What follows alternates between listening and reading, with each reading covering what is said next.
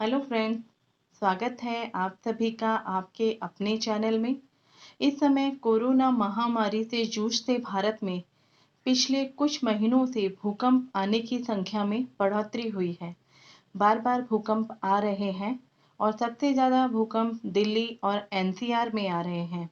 भूवैज्ञानिकों ने जताया है कि आने वाले समय में बहुत तीव्रता वाले भूकंप आने की संभावना है, जिससे बहुत अधिक नुकसान भी हो सकता है। ये भूकंप कब आ सकता है, इसे हम ज्योतिष के माध्यम से समझने का प्रयास इस वीडियो में करेंगे।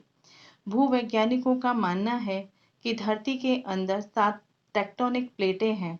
ये प्लेटें लगातार यूरेशियन प्लेट से टकरा रही है, जिसके कारण हिमालय के क्षेत्र के साथ साथ फॉल्ट लाइन भी प्रभावित होकर इसमें सक्रियता को बढ़ा रही है।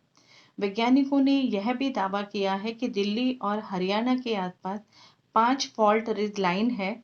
इनमें से जब दो प्लेटों के जोड़ में कोई हलचल होती है, रिज के एरिया में डिफरेंस बढ़ जाता है और भूकंप आने की संभावना बढ़ जाती है। दिल्ली एनसीआर में भूकंप का इतिहास लंबा रहा है। एनसीआर में लगातार भूकंप के झटके आ रहे हैं, जो दिल्ली और एनसीआर में एक बड़े भूकंप की वजह बन सकता है, जिसकी तीव्रता 8 या 9 पॉइंट समथिंग भी हो सकती है। पिछले कई सालों का आकलन किया जाए तो लगभग एक जैसी स्थिति आगे आने वाले समय में बन रही है। भारत के घटना चक्र के लिए स्वतंत्र भारत की कुंडली के द्वारा अध्ययन किया जाता है।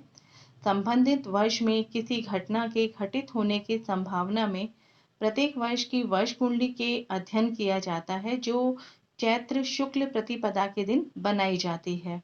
इस बार विक्रम संवत 2078 का समय आने वाला है, जिसे प्लव के नाम से भी जाना जाएगा। नववर्ष की कुंडली से आप होने वाले इवेंट को समझ सकते हैं कि उस समय क्या घटनाएं, क्या दुर्घटनाएं भारत में घट सकती है। इस समय जो कुंडली बनेगी वो बनेगी 12 अप्रैल 2021 को सुबह 8:02 पर। ये जो कुंडली बनेगी वो इस प्रकार होगी। वृषभ लग्न है, लग्न में मंगल और राहु है, सप्तम भाव में केतु है, नवम भाव में स्वराशि शनि है प्लूटो के साथ, दशम भाव में गुरु है कुंभ राशि के नेपच्यून के साथ, एकादश भाव में मीन राशि में सूर्य बुध और चंद्रमा है और द्वादश भाव में मेष राशि में शुक्र है यूरेनस के साथ में। वर्ष कुंडली को अगर हम देखें तो लग्न ही पूरी कहानी कह रहा है।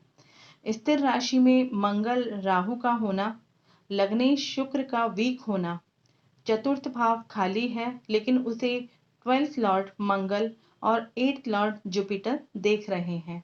दोनों ही ग्रह अग्नि तत्व के हैं और दोनों ही स्थिर राशि में हैं।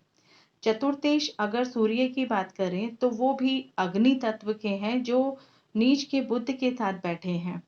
मुंडेन एस्ट्रोलॉजी में चतुर्थ भाव जमीन या जमीन के अंदर होने वाली सभी गतिविधियों को शो करता है।